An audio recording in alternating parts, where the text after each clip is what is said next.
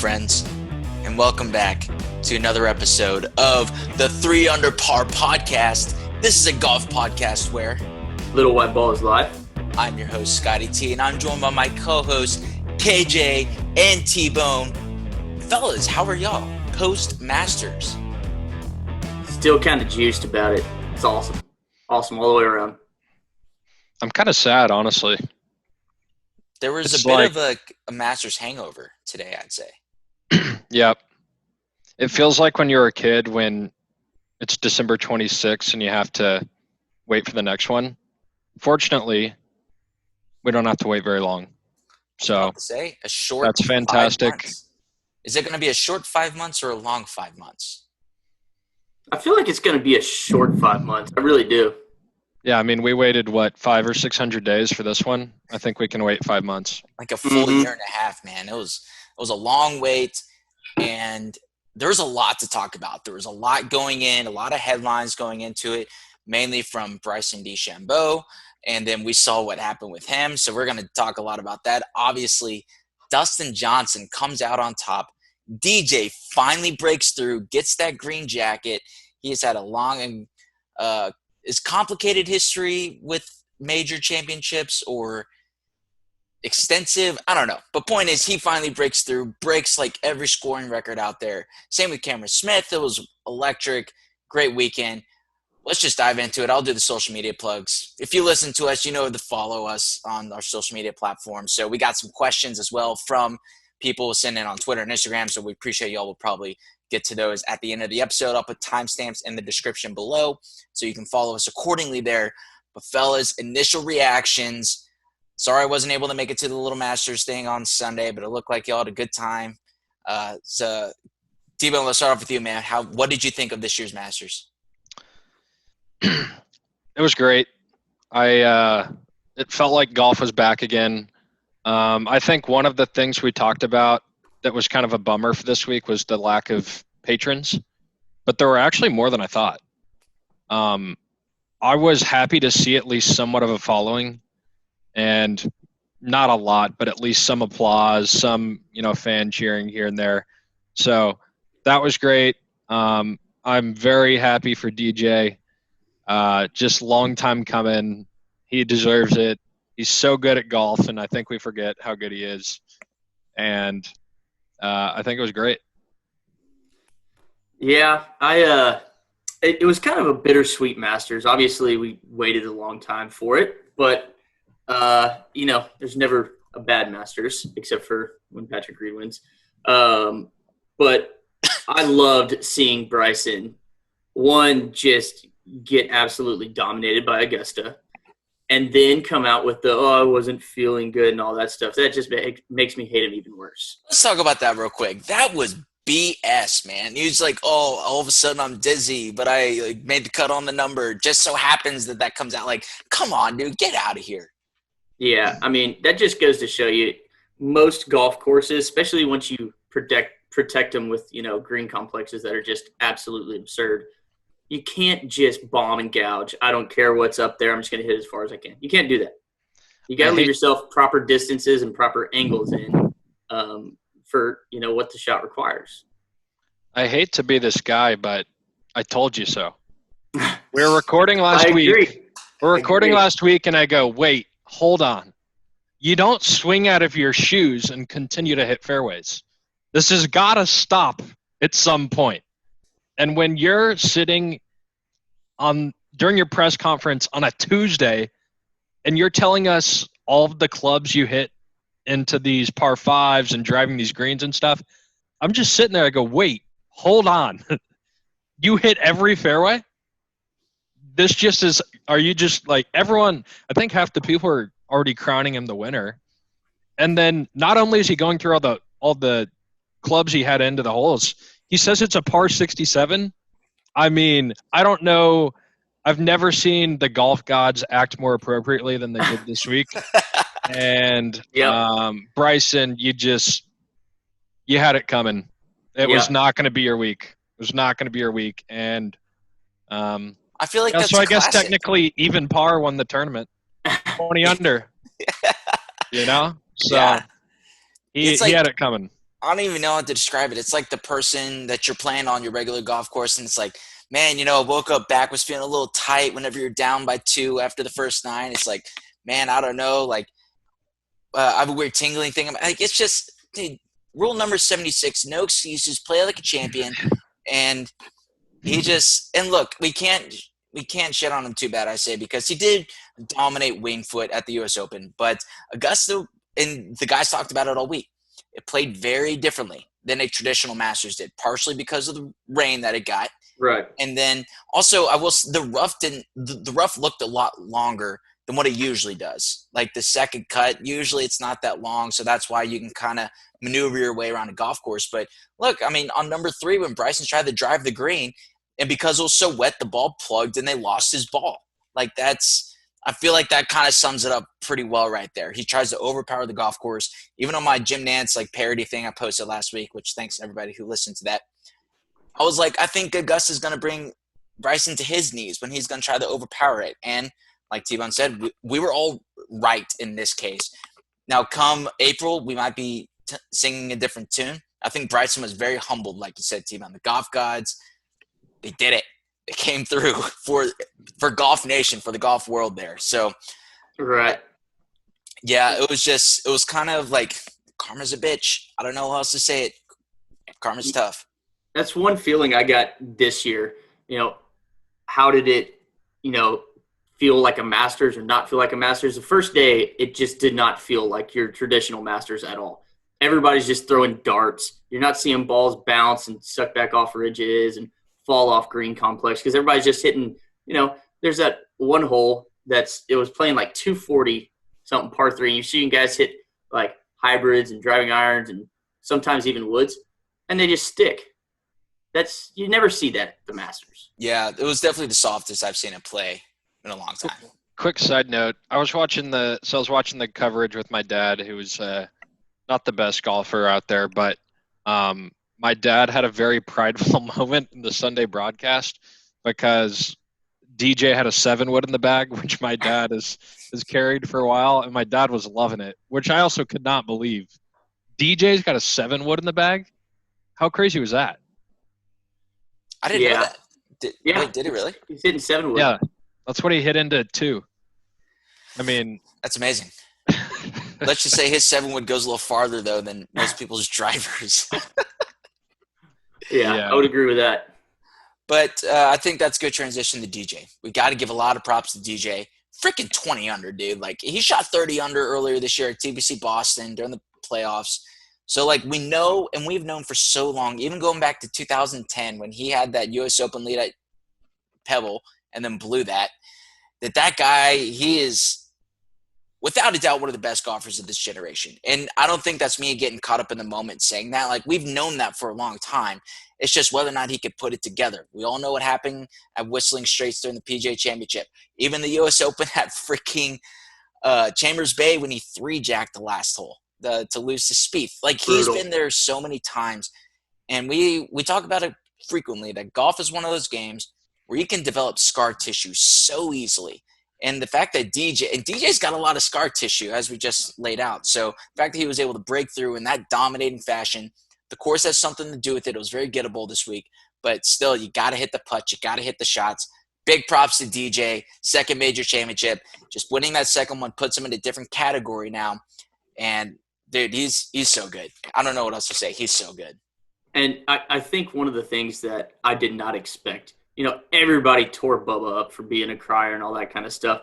And he didn't, actually cry, but he was taken back. And I actually loved seeing that from a guy like DJ, who's literally known for just, stone facing all the time and having no emotion, He gets up there and he's actually taken away. That just tells you the gravity of the situation of being a Masters champ, right? If you can break DJ, you can break anybody, He's just impossible to get through to sometimes, it seems like. And putting that green jacket on and talking to Amanda Balionis after the round, you could see he was definitely, just taken back by it. Meant the world to him. Yeah. It's so great to have the jacket put on by Tiger also.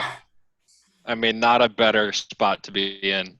Is it really winning a green jacket if Danny Willett puts on you? Like, or Sergio? Like, I don't know. It's better Sergio than Danny Willett. Even in the Butler cabin ceremony afterwards, when they were there's Andy Ogletree. He's in the room with Tiger Woods, Dustin Johnson, Jim Nance, and Fred Ridley, the chairman. It's like, I hope, like, talk about good company or sticking out like a sore thumb. I was like, man, this guy took a wrong turn, but hey, he finished low am. So big shouts to Ogletree for that. But yeah, dude, pretty awesome having Tiger put the jacket on. Like, goals, right? That is the dream. Imagine being your first Masters and getting paired with Tiger Woods. Unreal. As that had to have been champ. that's something that guy will never ever forget as long as he lives. True. Also, shout out we've talked about in the past whether or not you would want to win the week before the Masters or the week after the Masters.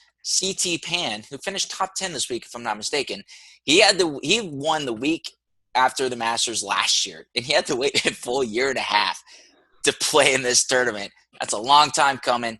And he qualified for next year. It's just top 12 in time. So I want to give a very quick shout out to CT Pan. Wasn't expecting to do that, but hey, here we are. T-Bone, what else you got?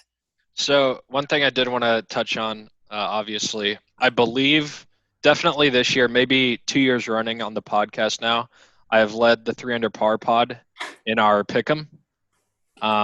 So I think I finished 7th or 8th out of 60 or so people. Yeah. Well done. So wanted to brag a little bit there. Nailing it. I got to give you props for the Cameron Smith pick. I got to give you props for that. I didn't pick him. No, I wish. No. I thought you said you did. No, I didn't pick him. Oh, no, that was Justin. Justin picked Cameron Smith. Yep. Like, unbelievable pick. Guy goes out first one ever to shoot all 4 rounds of the 60s. And he's not a no-name guy, but he's not a big as name as a JT or a Rory or a DJ, right? Just picking him out of that group was a solid pick. He's like the guy that if you follow golf, but like if you also, that's such a generic name, Cameron Smith. Like whenever you see that on the leaderboard, like who's this guy? Shout out to the people who were comparing him to the '80s Larry Bird with that just dirty stash. Golly, like Cameron Smith, get a haircut, bro, and shave the facial hair. Like the only thing I couldn't believe, like it would have made everything better. When you wear a rope hat, it just pulls everything together. And he's a rope hat guy. Saturday and Sunday, he did not wear a rope hat. Yeah. Oh, really? I didn't notice that. Unreal. Wow. He could have completed it. Another thing about this week that was just so typical, and will actually lead us to a question from a fan. Rory's backdoor top 10. If he even made, I think it was top 10. But as usual, you fire off play that bad Thursday. You fire off a 75, and then pressure's gone, and he just plays lights out. And it's I don't know if it's because there's no pressure because he's so far off the lead, but we're seeing this more and more again. And this was actually a question from Lance out of Austin, and it was, who has the better career and who will have the better career, DJ or Rory?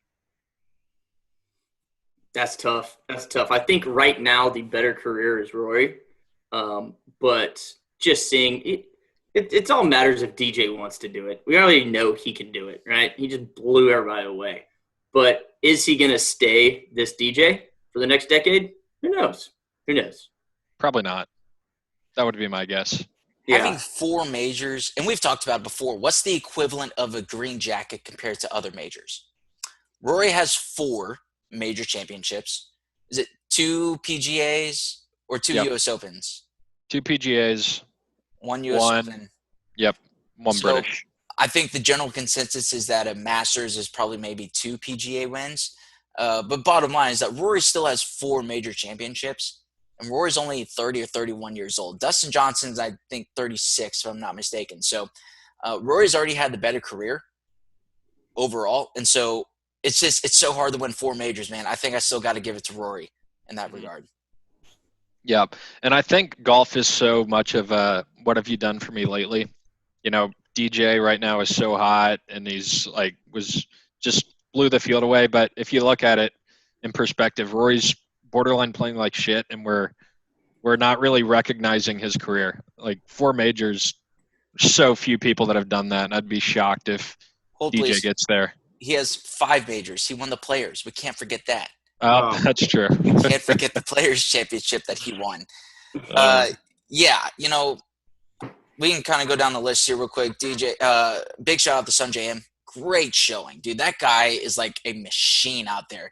He's like the golf simulator robot. It feels like he just hits everything so straight, and it was his first major championship or first time playing the Masters, dude. Like the guy, and he's 22 if I'm not mistaken. Like, watch out for him. He's going to be in contention a lot more when considering he hits the ball so robotically.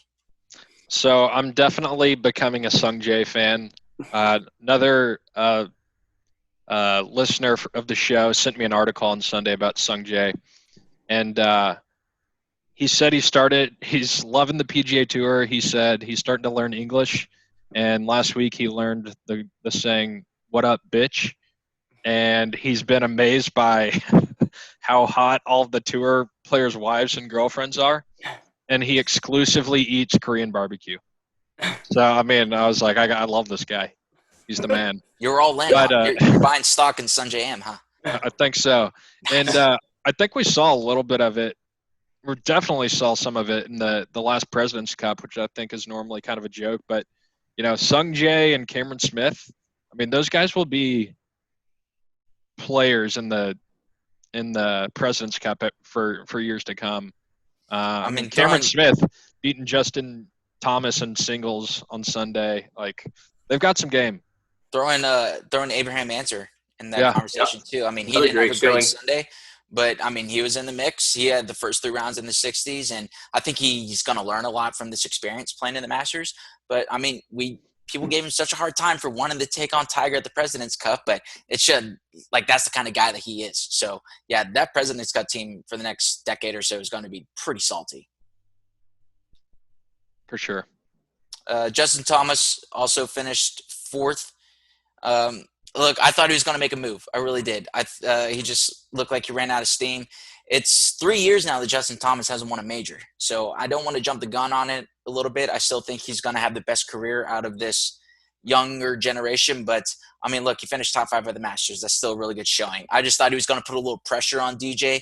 He ran out of steam a little bit on Saturday and just never really got off the gates. Shout out to Dylan Fratelli, finishing 5th.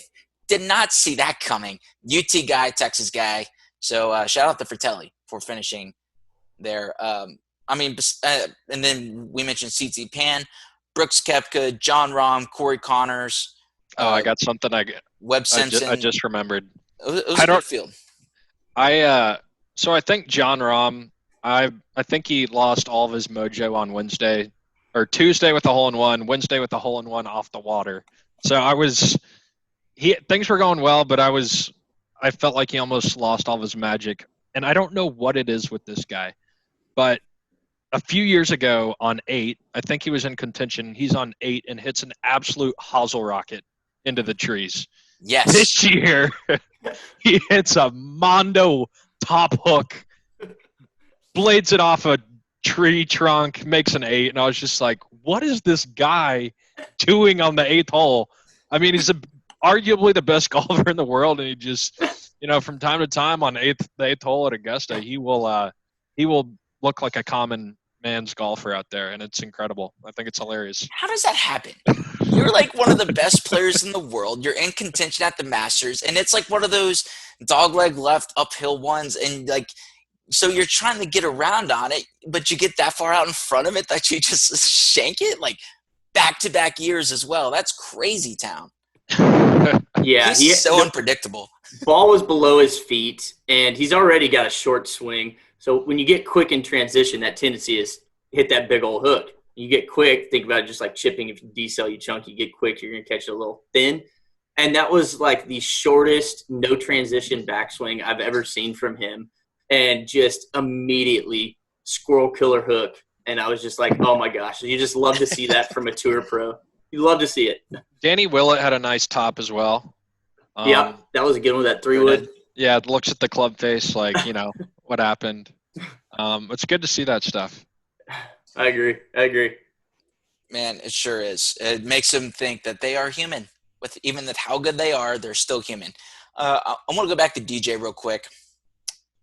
So obviously being a Masters champion now, 2-time major winner, takes him up to a different class. But like in y'all's mind, where exactly does DJ rank, or in terms, I don't know in terms of all-time golfers, but like, is there anybody that he kind of reminds you of in terms of his career? He's won the FedEx Cup. He's won a couple of majors, green jacket now. Where does he kind of rank or land with y'all? KJ. I don't know, compared to like guys growing up in our generation, or so like I've heard a couple of comparisons, like a Nick Price type comparison, or a person who has won he has double-digit wins on the PGA Tour now, multiple-time major winner. Or another good comparison might be Vijay Singh. Vijay has 3 majors. Just I don't know where exactly he lands with y'all, because clearly, dude, like, and I think it showed this week. When he is on his game, we talk about it all the time, who's the best. It's got to be Dustin Johnson, because that guy, he drives the shit out of the golf ball with that little buttercup fade, and he's worked so hard on getting his wedges in. It's more if he can roll the putts. And so, dude, when he's dialed in, I think I'd take DJ over Rory or JT or anybody. Yeah, I mean, it's hard in that category because I literally have the same thing to say about those 3 guys. When they're at their best, nobody can beat them. So, I mean, it's just, when are we ever going to see a tournament where all 3 of them have all of their stuff? It hasn't happened yet. We've seen Rory blow people away. We've seen JT blow people away. Both of those tournaments, the other 2 guys were in, It's just a matter of when they get it. I don't really know, especially growing up, it was Tiger or Phil. So I can't really obviously say he's Tiger. So he'd be more of a Phil guy for me. But that Vijay Singh really does that resonates with me a little bit. Like, he's always there. He's got the game. And some weeks he's got it better than everybody else. But I mean, for me, it's always, is DJ going to want to do this? It looks like sometimes he's not interested, or seems like almost the way Brooks Koepka talks. That's how he acts sometimes. And that worries me to say he's going to be a number 1 golfer for, a decade, because there's just no way to say that with him. I think DJ's a weird golfer to compare to other people because his resume is so weird. Underachieving in the majors, mega overachieving on the PGA Tour. And if you look at guys who a lot of majors or a few majors, I feel like that's kind of the peak of their career. And DJ, it's almost like, I don't know what's a bigger accomplishment, his majors or the PGA Tour wins. So I think he's kind of a weird golfer to really pinpoint, but I mean, he's just been so good for so long. It's just kind of unfortunate that he's been underperforming, but I mean, I think he could be well on his way to add some in the next few years. I think this second major has been lingering for him a bit. I mean, him just having at 1 U.S. Open, that's like comparing him to Justin Rose. And I think he's so much better than Justin Rose throughout their careers. So maybe this will kind of like open up the floodgates for him a little bit. I think it's still, even getting the second major is kind of a mental challenge for him. I think if you even saw him on the front 9 at Augusta, there were even some nerves. I totally agree. I thought, especially after he drove in the bunker and made bogey on 5 on Sunday, and Sanjay is just like a robot. Again, just right down the middle, and he's 1 shot back at that time, if I'm not mistaken. I literally started breathing a little heavier. So I was like, are we about to see like a meltdown of epic, like a Greg Norman type meltdown here? Like, I don't know. I hope not. And then DJ shoots low round of the day. They say that the Masters doesn't start until the back 9 on Sunday, and DJ shot 3 under. So that's props to him. He just balled out, man. I don't know really what to say. So we kind of mentioned it earlier. No patrons. I think I kind of loved it. At least for now. Just a one time. I just wanted to see it one time. Everything else, though, we need fans. But the one time, just like seeing a different perspective of the course. You know who really won also this week, in my opinion, was drone shots. You see how many drone shots they had during the coverage? Because of the no fans, I think they were able to do that. We got to see some views of Augusta National that we haven't really seen before. So that was pretty cool. Just like, it's weird. on 18, for example, you usually have fans that are all lined up, and it makes that shot so intimidating. But you don't realize how close 17 green is right there. You can almost see it from the tee box. So it was stuff like that I kind of like seeing just one time, and then every other time though we need the fans at Augusta. I also want to say Masters.com is probably the best website of all time. Totally agree. The views, the featured groups, the holes, the coverage, it's amazing. It's all free. I mean, I feel like every time I want to watch golf at a different tournament, it's like, oh, what's your CBS? What's your cable or login? What's your cable provider? All this shit. Masters.com, you can watch any and every hole. It's free. It's fantastic. It makes the Masters 10 times better. It's like the most ideal scenario for watching golf. You can literally see every single shot and customize it. That's so good. Cool. It's so good. It is so cool. So big week for drone shots. I thought Augusta National was great. Again, 5 months until the Masters champion. Do you think they'll let DJ wear the green jacket a little bit longer off the grounds, or does he only get 5 months to wear the jacket? Yeah, that's a good question. I don't know, because it is tradition. So I don't know. Tiger got to wear it for a year and a half off the grounds. Like, I feel like if you kind of sell Dustin Johnson a little bit short, and he owns all the scoring records now. So yeah, but again, are you going to go up and say something to DJ and follow up? Is DJ really going to give a shit? No. I don't think he cares. No. You can wear that. All right, it is a bummer. I think they're going to make him give it back.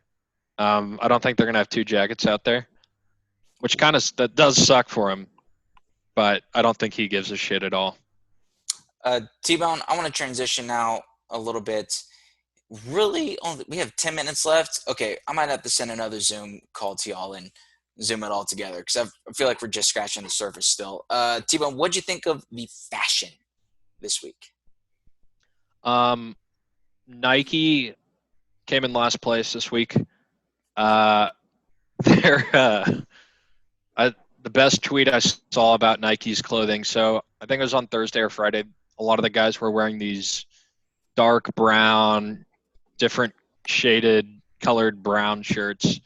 And someone tweeted, getting major dress sock vibes right now. I was like, that is so accurate. But they also had like neon and brown. And then they had shirts that said like Nike under the armpit, this weird graphic font. I thought it was pretty garbage, to be honest. One of the best golf fashion things I've ever seen was Sandy Lyle rocking the suspenders at Augusta National. I mean, round of applause to Mr. Lyle. That was fantastic. Suspenders, I mean, I didn't even know that was a thing, but I might have to add those to the rotation. Beautiful. Big fan. Big fan. I saw that. I took a picture and sent it to almost everybody in my contact list. Yeah. That was really good. Dude, to your point, it feels like Nike, come major championships, like we talked about with Brooks Koepka when he was wearing that Nike downward hat at the PGA Championship, they always seem to like break out and it's all color coordinated. Like all the Nike guys are all wearing the same thing practically, like besides Tiger. I hate it. I really don't like it. It is not good. It was one thing. It would be different if they all looked good, but they all look trash. Like what was Paul Casey wearing? Like it looks garbage. like it looks like it should be incinerated. That's my opinion. It should be lit on fire and never see the light of day again. It's not good. It's not good. And you're the Masters. I agree. Yeah. Maybe they can't wear green. Maybe that's a thing because that's kind of so like that does take away one of your color coordinations. But dude, it's come on, Nike. You'd think somebody would be like use common sense. We gotta get T-Bone. Nike, contact T-Bone. He'll be your czar. I would be happy to help out. Mr. Knight, just give me a call or DM us and happy to help you out. The DMs are open. Another thing that I saw this week that I was thrilled to see was Charles rocking the big straw hat with the Hugo Boss logo. So he was looking like Greg Norman out there. That was fantastic. Something that also wasn't very great was the Dylan Fratelli Rec Specs. Did not like the He always wears those. The Oakley glasses, looking like a grade A nerd with his sunscreen sleeves as well. Big old man vibes from Fratelli this week. So that Guy's good, that was though. his, yeah. I mean, if you're going to dress that way, you got to finish top 10, right? Yep. But yeah, that was kind of the key takeaways I think I got. So we got this question. Maybe we can try to slam everything in here real quick. This question, what'd you think from Dave, friend of the show, Dave? What'd y'all think of 16 not being in the traditional location on Sunday? I didn't like that at all. At all. That's literally a hole that you make up a shot most of the times. Most of the times you do make up a shot there. Or you can have a lead change or something like that. And that whole location just didn't really provide that. I didn't feel like. Yes, some guys stuffed it, but you want to see those guys have that chance to roll it back down the hill, maybe make an ace in a rare occasion, or, roll it down there 2 feet, make your putt. And if you miss the shot, you got a hell of a chip shot, right? It is that, kind of way to go back and forth with it. I didn't really feel like they had that with that whole location. I think it's probably the most memorable Sunday Masters pin location. I think of that, the pin location Sunday at 16 before I think of any other pin location. I totally agree. So, kind of a bummer. And I think there's a lot of chance to get hole-in-ones too. So, yeah, kind of a bummer. I think objectively that's a harder pin, but it's not the traditional Sunday placement. Like, would you have gotten Tiger's chip shot if it was in that location? No chance. Or was it? I guess Jack Nicklaus Bear Tracks. That was a little further back on the green, but it looked like a Friday pin placement to me. It wasn't the Sunday tucked pin. Yeah, that was not great in my opinion. Okay, we also have another question from Colton. He says, do you think guys that played well this week will also play well in April? Or will the course play different enough that we'll see an entire different leaderboard? I mean, I do think it's going to play different in April. I mean, of course, depending if it gets a whole bunch of rain right before. But seeing those greens as receptive as they were, you're going to see guys that can control their iron shots, can control their shapes, control their trajectory, and spin better than others that can just hit a ball at a pin, not worrying about the shape or not worried about the spin, all that kind of stuff.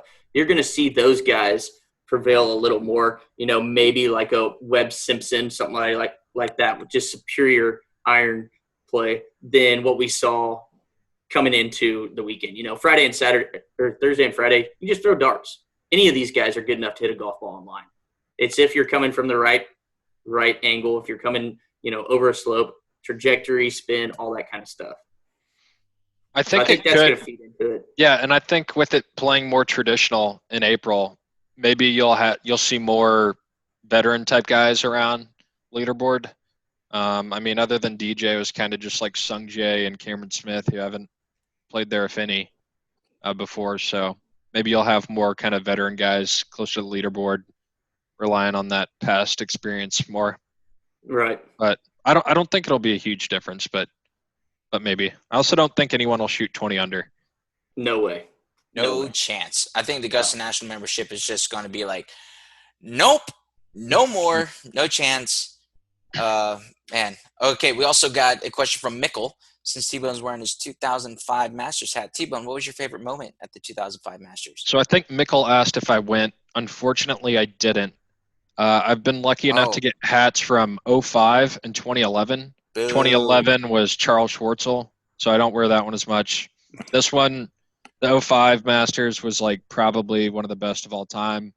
The best moment of that Masters, which is probably the best moment in Masters history, was Tiger's chip in on 16. Do you guys think that's the best moment in Masters history? Okay, that actually brings me to a overarching point, and I texted KJ about this over the weekend, and I want to bring this up. Shout out to my friend Scott, and my other friend, Will. But y'all are so wrong in this moment here. So in terms of on-the-course play, yes, I think that the 2005 chip-in is probably – it's the most recognizable with the call, with everything else. And T-Bone, I actually thought about this a little bit over the weekend. People always say Jack, his putt on 17, right? The yes, sir. To your point, which I think you brought up previously, Scaff, Vern Lundquist was saying that for every single person. So if Greg Norman had won that Masters, that call would have been the exact same. He was saying yes, sir, to every person who made a putt on 17. But Tiger Woods, when Vern Lundquist says, in your life, have you seen anything like that? Like, he was the last person on the course, final group, the chip from the gods, it seemed like. Yes, that has got to be I think that the Jack moment might be a little bit overplayed if you know the backstory. But that Tiger Woods chip, dude, was just unbelievable. Unbelievable. But my point with G and with Will is that they say that Tiger Woods last year winning the Masters is not the greatest comeback of all time. It's not even in the conversation, according to them.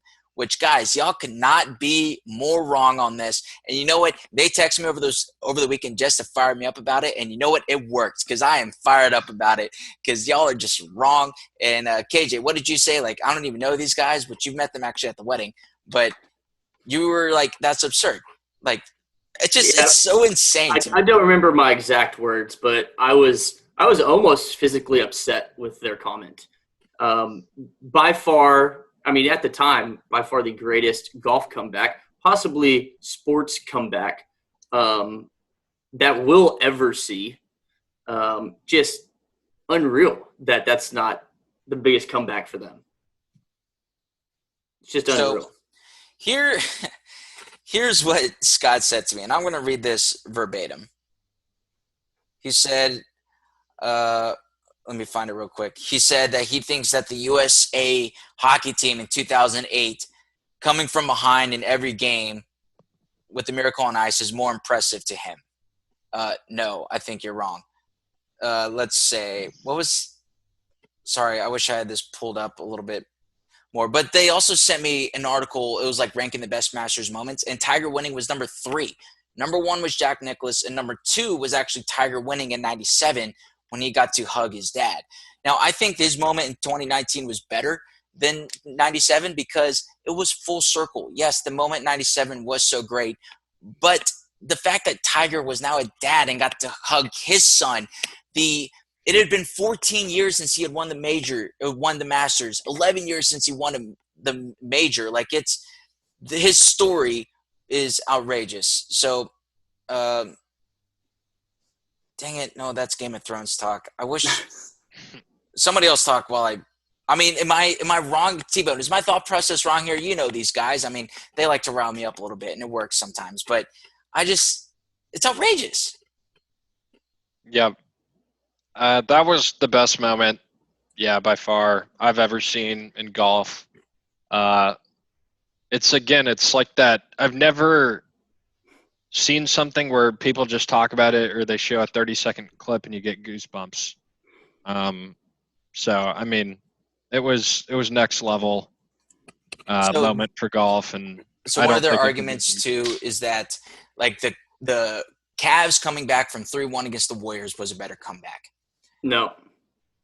Well, NBA just doesn't count. So yeah, for real. So okay, here's what Will said. He said, working his way back over a decade is not a comeback. It's an incredible story, but he was in contention an entire weekend, so there's nothing to come back from. And I said, you're missing the point. Like, in terms of on a week basis, yeah, he was in contention the whole week. Like, you can't win the tournament on Thursday, but you can lose it. So, yeah, he's going to be in contention all week. But the fact that it took him over a decade to win a major again, when that guy was literally at the top of maybe the world, arguably. Like, in terms of sports, like, it's Michael Jordan and Tiger Woods. Like, those two guys are 1-2. And he literally fell from grace. I can't think of anybody who's fallen from literally the top to a guy who's below dirt. I mean, we don't want to go through everything here, but like the scandals, the DWIs, the everything in between, the back injuries, the surgeries, and then to literally be at the top of the sporting world and the world again, like that's and I was joking, like that's something that Homer couldn't even come from. The guy who wrote the Iliad and the Odyssey. Like this story's better than all of them. It's a little facetious, but sorry, I just had a little quick side note. Have you guys seen the trailer for the HBO documentary on Tiger? No. Yes. I have not. It's Cal, you got to go watch it like right now, man. It's going to be good. It's going to be really good. I think they're going to rely heavily on the Earl Woods angle. Mm-hmm. Tiger was on the Bob Hope show. I don't think people realize that, or they forget it. At 2 years old, swinging a golf club. And so, like, stingers into a washing machine, right? Wasn't he hitting stingers into a washing machine or something? It wouldn't surprise me, man. Yeah, something like that. So, yeah, like the pressure that he was under, and that guy's delivered more than anything. Because even Michael Jordan, you know, the legend is that he didn't make this varsity basketball team. So, and that motivated him to work harder. Like Tiger Woods has been on the map since he was 2 years old and has still lived up to virtually every expectation, at least on the golf course side of things. So, fellas, I want to end with this, unless there's anything else that y'all like to add. We have our very first sponsor. We are proud to partner with ClubShare. ClubShare. So we've actually talked about this beforehand, and T-Bone was going to Hawaii, if I'm not mistaken. That launched a discussion of whether or not do you bring the sticks? Do you take the clubs with you? We were even, for my wedding in Colorado, we were debating, do you bring the clubs or not? So ClubShare actually offers like a pretty simple solution to this. It says, do you want to turn your golf clubs into cash? Today's podcast sponsor is ClubShare, where you can do just that. ClubShare is a platform where you can make money by renting out your clubs. You list your clubs, set the price, and wait for someone to rent them. Best part is that all the rentals are safe, secure, and fully covered to bring you peace of mind. Sign up now at clubshare.com and enter the promo code 3UNDERPAR. That's the number 3 under par in the referral section. And they'll send you a hat and a t-shirt combo. That's pretty cool. I mean, we got some 3 under par pot hats. They're pretty popular, I would say, with those who got the limited edition of the 3 under par pot hats. So they're going to send you a hat and a shirt combo. But I love it because you can rent clubs out. You don't have to bring the sticks for you. So you sign up, bring your sticks, or you can get sticks from somebody so you don't have to travel with them. And it makes it really easy to use. So especially those in the Houston area in particular, sign up for ClubShare. Get a shirt and a hat. Tell them the 3 under par sent you. Yeah. Also worth noting, I just remembered one thing. The final group on Sunday. We talked about Bryson a lot earlier at the beginning of the episode. Bryson was paired with the oldest person to make the cut ever at the Masters, the ageless wonder, Bernhard Langer. He was making a run at, and I love to see it. KJ's a big fan of Bernhard. Am I right? Oh, hell yeah, man. Absolutely. Yep. Like whenever KJ hits a straight ball instead of the hook, he says, turn hard, Langer. That's exactly right. Turn hard, Langer. Turn hard, Langer. And, dude, like, you would think that Bryson would just beat the shit out of Bernhard Langer. But Bernhard Langer beat Bryson DeChambeau for the tournament and heads up, if I'm not mistaken. So big shouts to to Bernhard Langer, and Bryson DeChambeau sucks. I don't know. He was averaging about 100 yards less off the tee than Bryson. If that doesn't just make him go like, holy shit, what are my statistics even saying to me? Then I don't know what will. Seriously. T-Bone, how happy does that make you that Bernhard Langer beat Bryson DeChambeau? Fantastic. Drive for show, putt for dough. Love it. Fantastic. Even if he is using that freaking Adam's apple putter, which I hate, but whatever. Yeah, You know, people are like, oh, is he anchoring? Who cares? I don't even care. The guy hits it 265 off the tee, so whatever. Exactly. He's won a couple Masters. He's probably, you know, Hale Irwin was always considered the greatest senior player ever. It's got to be Bernhard Langer now, I would say. As of right now, absolutely. But, you know, that guy, Phil Mickelson, I think his name is, he's going to give him a run for his money, I think. He possibly could. Do you think Tiger will play the Champions Tour or not? I would love to see it. I don't know if he will. I guess we've talked about this before. I don't really see it. I think he's going to kind of do his thing schedule's going to get less and less on the PGA Tour, and I think he's just going to kind of ride off into the sunset. We'll never see him again. On a week-in, week-out basis, Bryson would just wipe the floor against a guy like Bernhard. But at the Masters, of course, we have to know how to maneuver around the golf course. That just proves how crucial local knowledge is to the Masters. So I just want to give a big shout out to Bernhard Langer, oldest person to make the Masters cut, and beating Bryson DeChambeau, playing in the same Love as it. them. Just puts a smile on my face. In Bryson's defense, though, he was sick, so we got to give him some slack there. Oh, my gosh.